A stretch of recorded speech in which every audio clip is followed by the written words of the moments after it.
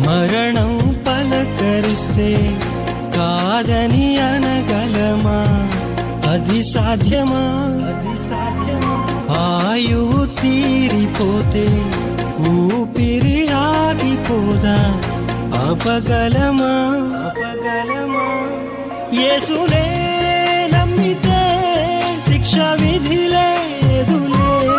నీతిగా బ్రతికితే నిత్య జీవముందిలే.